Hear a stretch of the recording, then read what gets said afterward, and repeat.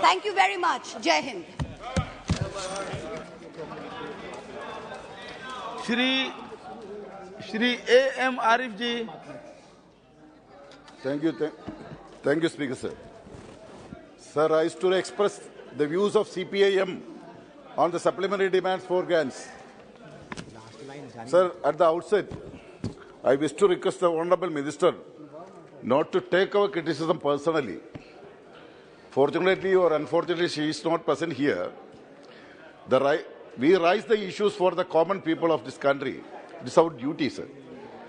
I read the latest report of Public Accounts Committee on excess over odds grants and charge appropriation for 2019-20. In that report, PSC has found that out of the two ministries which incurred excess of expenditure over the allotted funds, one is the Ministry of Finance. Sir, the PSC was astonished to note that the bulk of the excess expenditure was reported by the Department of Revenue and is amounted to a whopping rupees 31,934 crores. Sir, it is pertinent to note that this excess expenditure was over the above the supplementary grant of around 40,000 crore the ministry has taken in March 2020. Sir, if the Finance Ministry itself is incurring expenditure over ordered grants and then submit for regularization, what is the purpose of presenting these demands here? Why our precious time is wasted by this exercise? Sir, I will quote the remark made by the PSC as I feel it is very relevant to the overall financial management of the economy of this country by this government. Sir, analysis of reason given by the ministries revealed that, I quote, like in the past, lack of continuous watch over the flow of expenditure, lack of timely review of financial requirements, and failure to properly anticipate the requirement of additional funds continue to be the main reasons for the excess expenditure. Sir, in 2021, at the time of COVID-19, Honorable Finance Minister announced a stimulus and relief package of 20 lakhs crore. What is the result of that packages? Sir, no one knows what relief these packages gave to common man other than false promises and tall claim like moratorium on bank loans. What they got was 5 kilogram rice every month and nothing else. And cook that rice, they are now spending huge amounts for their pockets as the LPG subsidy is not given for the past 2 years. And what about petroleum products? Luckily, due to the election to Gujarat and Himachal Pradesh assemblies, the government has applied sudden brake and stopped the increasing the prices. But today or tomorrow, surely, it will be skyrocketed. It has become crystal clear now that moratoriums on bank loans were mere eyewash and helped only increase the interest burden by the extending the loans. Sir, not a single paisa out of the loans taken by the poor people in this country was either written off or the interest waived by the stimulus packages.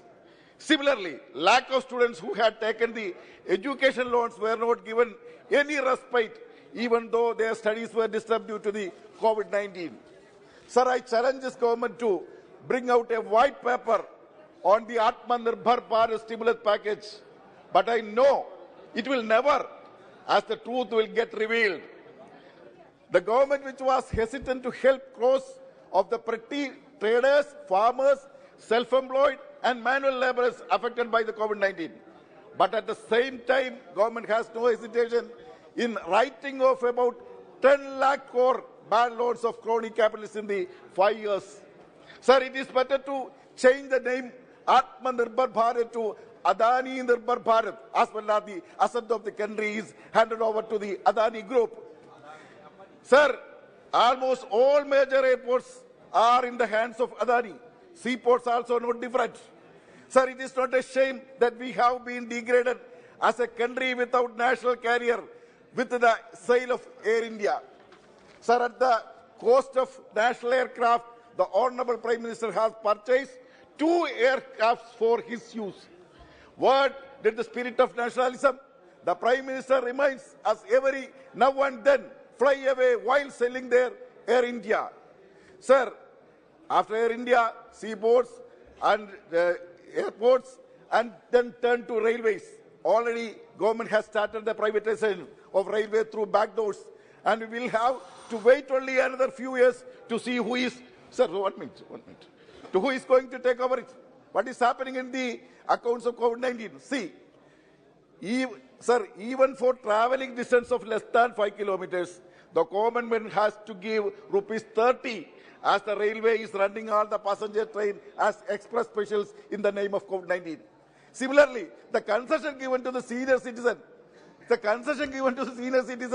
in railway tickets was taken away in the name of COVID, and now what? The government says it will not be restored. It will not be restored. Sir, I wonder whether any other democratically elected government will do the people so cunningly in the name of pandemic after it has become completely under control. So COVID-19, global recession, Ukraine war, what else?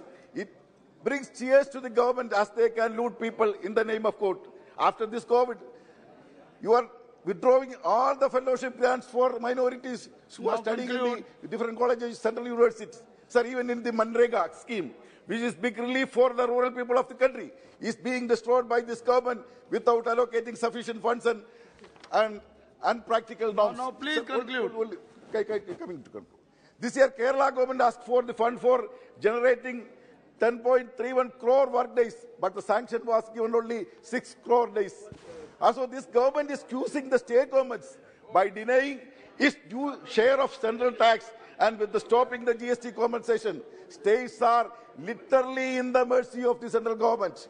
Sir, every time an assembly election comes, our Prime Minister reminds the people of the needs for double engine development, which itself against the spirit of the Constitution, sir.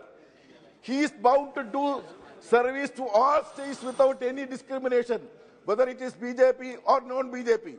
Sir, it is a threat to the people of the state that if you elect different party other than BJP, your development will be halted. Sir, concluding. 1 minute.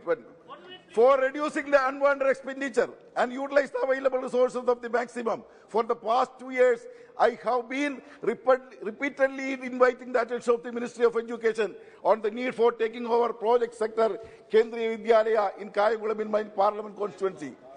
Sir, it would cost even ₹50 crores for taking over all the 14 project sector KVs which are on the verge of closure, and even now this government has been non-committal to spending such a small amount for the sake. Mohammed Bashir Saab ji.